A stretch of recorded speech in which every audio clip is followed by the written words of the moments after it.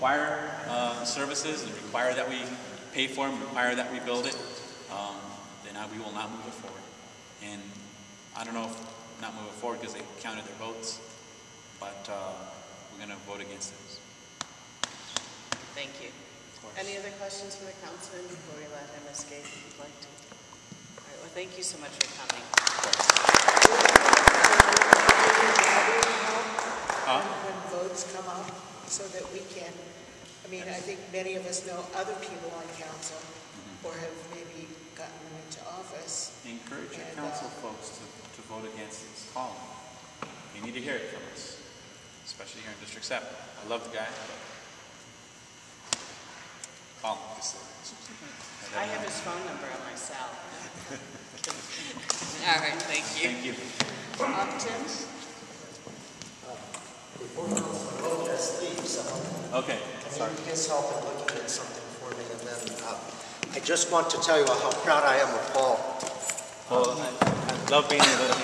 Look at this. Awesome.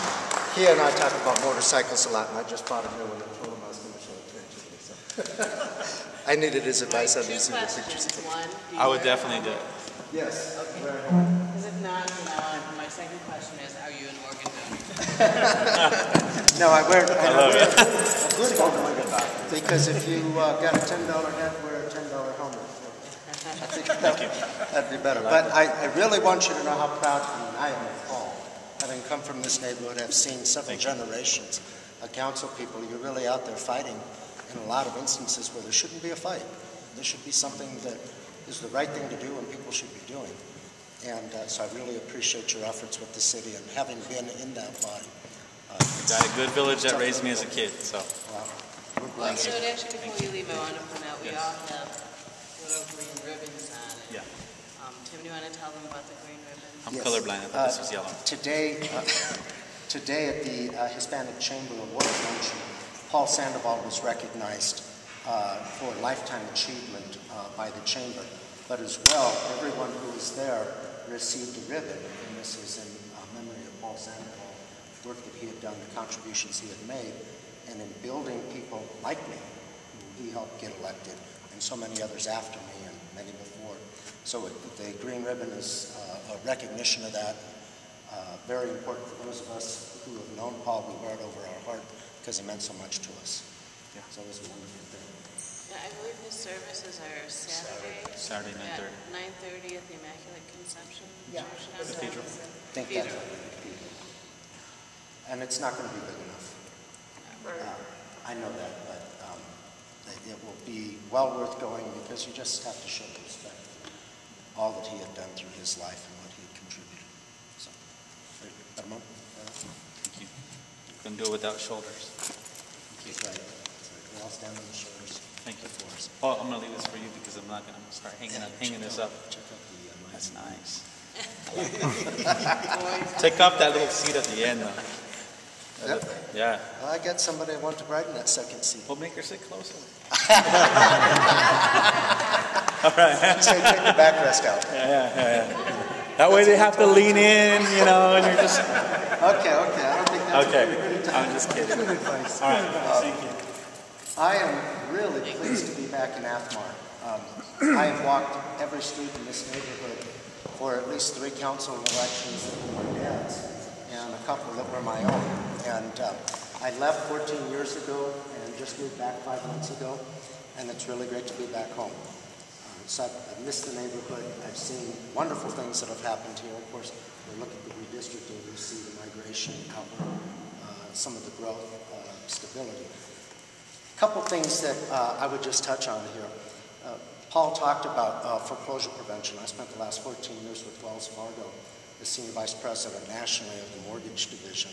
So I watched neighborhoods all across the country and see the kind of migration that's happened. One of the things that Paul talked about is the foreclosure and what's happened over the last couple of years. And in reality, Colorado, Denver in particular, hit the trough first and came out of the downward recession of the Sand States. California, Nevada, Arizona, Florida, parts of Texas, they're still having pricing depreciation.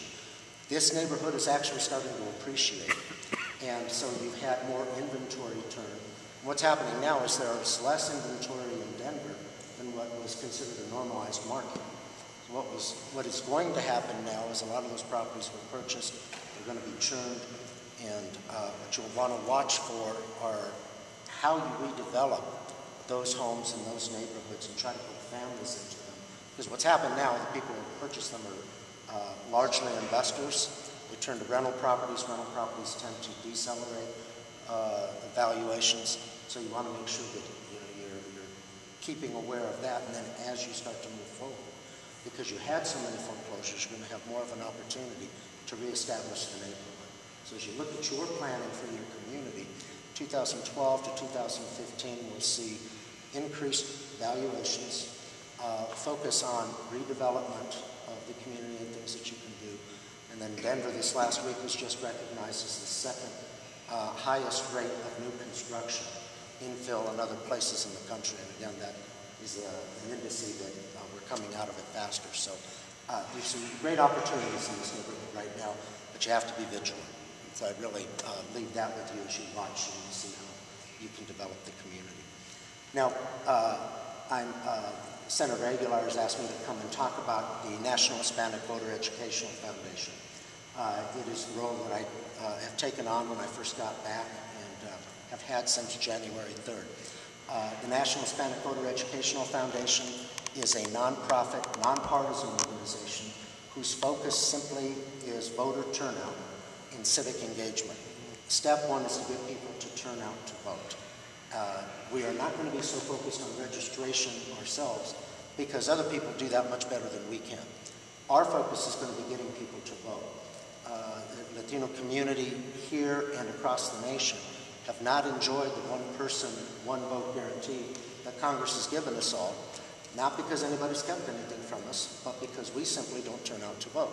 We're not getting our people to go and pull the lever. And that's critically important. Southwest voter registration over the last several years, last decade really, characterized themselves in voter registration drives, but then people who were registered were not actually getting out and voting. And so when you see that disparity, we have the ability to really move and change things like redistricting or like immigration reform, health care. All of those types of issues can all be addressed with government. If we simply turn out to vote. The next thing that we're looking for is to change civic engagement. This room should have 10 times as many people. We should have more people involved in every community, and it really doesn't matter what it is that you love or what it is that you do, be it parks, be it police protection, be it street maintenance, whatever it is that drives you, be a part but be active. And so that's really what we're trying to create, is that culture of the importance of being civically engaged. We had the chance, Lilia and I, just a couple of days ago to have a dinner and cocktails with former Mayor Vidal and his wife Gabriela. One of the things that she talked about, which really stays with me, she came from a Latin American country where they had no opportunity to vote. She talked about how excited she was when she got here and couldn't sleep the night before, the first time she could vote, because she was going to get to vote. And here we have this opportunity, and we don't exercise it. Let me talk a little bit about the numbers, because it does get disturbing. We have just under 1.2 million Hispanics in the state of Colorado. Of that 1.2 million, only 434,000 are eligible to vote, which ironically makes us the 9th largest state in the country, even though we have less than half of our population that's eligible to vote. 1 in 8 of eligible voters in Colorado are Latinos. That makes us the 7th largest voting bloc nationally. Under 44% of Latinos in Colorado, as I said, are eligible to vote. However, of those that are eligible, less than half actually vote. So when you peel back the numbers, and you're talking about 210,000 people that really turn out to vote out of the 434,000 or 1.2 million, you see the disparity that we create by not participating. So that's really our drive. It's to create and empower people, for people to be excited about this. Now, it's not just Latinos, but it is important for all of us to do and to recreate that type of outreach, and that's what we're looking for here. Now, by comparison, where we have about 26% of the Latinos that actually vote, 78% of the state's white population is eligible to vote. And of that, about 49% vote on a consistent basis. So those are the numbers. Density, when we look at our communities, across America, 50,000 Hispanics turn 18 every month. State of Colorado, that's about 2,800 every month that turn 18. So this is a whole new cadre of voters. So there are some differences when you look at the numbers. Last year, we had 240,000 people eligible to vote. The number's now closer to 275 because of this dynamic of 18-year-olds. Latinos have the largest 18 to 29-year-old population. Roughly 30% of our whole population are 18 to 29. That compares to 22% of the statewide population. Citizenship is another interesting thing. 1 in 10 Hispanic eligible voters are naturalized U.S. citizens as compared with 5% that were born here. Now, of that 10%, and again you get the pushback about immigration, these people are all legal. They vote nearly 3 times as much as naturalized citizens. Again, recognizing the opportunity to come to the country, so we need to stimulate all of our young people, all of us, to really participate to vote. You talked about educational attainment earlier. In terms of eligible voters in Colorado, 13% of all eligible voters in Colorado have less than a high school degree. For Latinos, it's 28.3%. So more than doubles for those that are less than a high school education. Now, God bless those folks, they're voting, but we need to make sure that we have educational attainment so we know what we're voting about. We want to be voting just for the road sign that you saw on your way to the election. And my day, we were pretty good at electioneering, but anyway, that's not why you want people to vote. You want them to vote because they're educated about the issues. Registrations have dropped significantly nationally. We, in 2008, had 11.6 million new registered voters in Colorado. Across the nation. 10.9 million in 2010. It's anticipated that you'll have about 14 million people who will be newly registered voters. And Colorado follows those trends in terms of the numbers. Poverty rate, 6.1 million Hispanic children live in poverty as of 2010. That's 37.3% of all impoverished children in the United States. And this is what Paul was speaking to. Children who are not educated, who live below the poverty level, who are homeless and living on the street and still coming to the schools. Children who are, my brother Pat was the principal at Cal Elementary. He had roughly a third of his population that started school in September and October, left because they were farm workers and they were working agriculture. And then they showed back up in sometime around March, April. Well, they test them when they come in, they test them later in the year, they haven't learned anything. And all of a sudden you're doing this No Child Left Behind when it's not a fair test because those kids were never there. And so did they learn anything? No, they physically weren't there. So there are things like that that we really have to look at. This becomes important in civic participation when you look at your schools. Here in this area, you've got, I can drive you to a number of different families that are migrant workers that live here, that rotate. You're going to have the same problem right here in this neighborhood. So that's why these things become very important. And then dropout rate made up over half of all heads of household on welfare that were voting. 82% of prisoners in America are dropouts. So we look at those data, and again, it can seem very, very desperate, but we have some wonderful opportunities right now. We have so much more activity that's happening in elections. Both campaigns, Republican and Democrat, are turning out more people and really focused on making sure that there's participation. We need to play on that enthusiasm and get our young people involved and actively participating and doing a variety of different things. Knocking on doors, walking neighborhoods is the first step to civic participation and civic engagement. And I started out talking about having walked every block in this neighborhood. at least 3 times and probably 5 in my lifetime. That's what got me involved. Our focus for the National Hispanic Voter Educational Foundation is very simply to make this as important as breathing to everybody, to make this happen. Why is this so important to me? Well, real honestly, because this is my life story.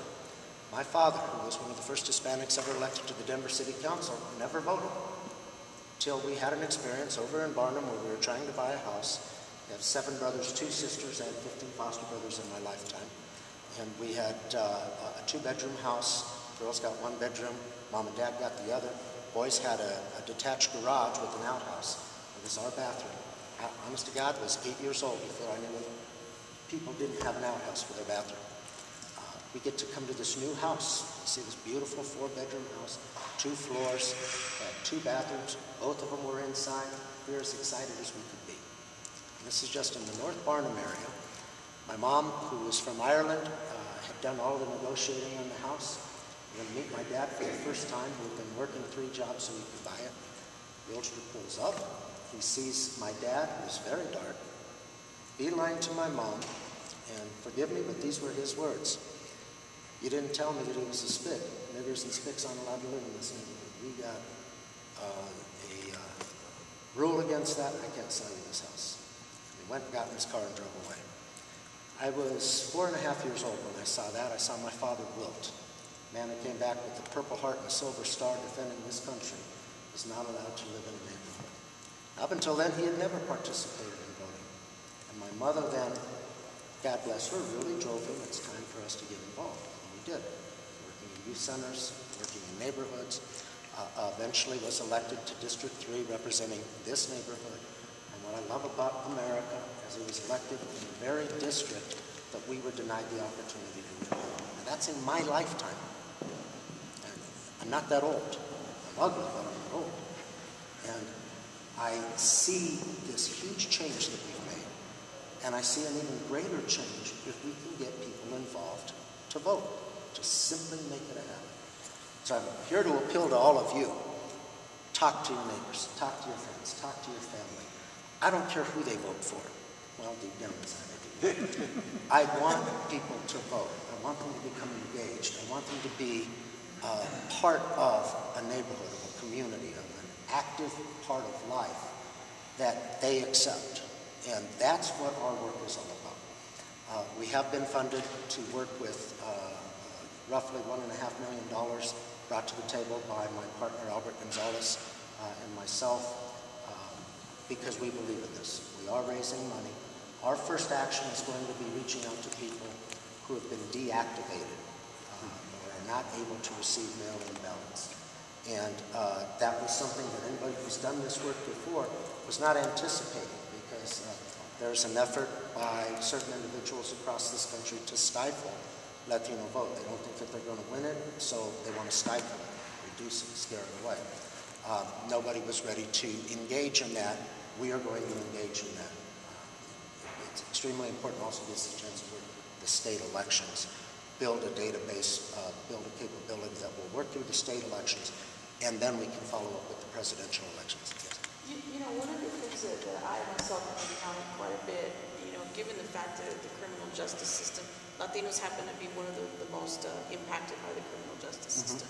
Colorado is one, you probably realize it's one of the 4 states in the union where if you were a convicted felon, you served your time, you've done everything that's necessary, you are now eligible to vote. Right. And so this, at least, because, you know, I also obviously live in the Atmore neighborhood, and so know my neighbors very, very well.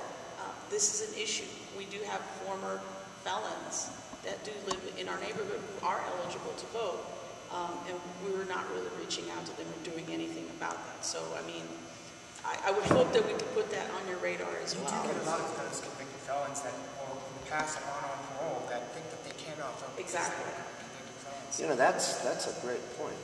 And I'd love to talk to you some more about that because we have some, in my household we have a little experience with the whole, you know, in 2008 when we did a voter registration, I mean, the experiences that we had talking to some people, my husband can testify, you would talk to someone who was very evasive about voting, was not interested, very apathetic, and you kind of broach the subject around your record, and because that happens to be something that they drop, and then you say, are you off paper? Yes, I am. Well, guess what? You can register to vote, and all of a sudden they have an opinion, right? And some people here have heard me talk about this a lot, but... Well, see, I think that's a population, again, needs to be served in a lot of different ways. I'm helping a couple family friends who have done time, and they've come out, and they've done their time, but are not allowed to work, not allowed to go to school. Right. They're stuck. And you force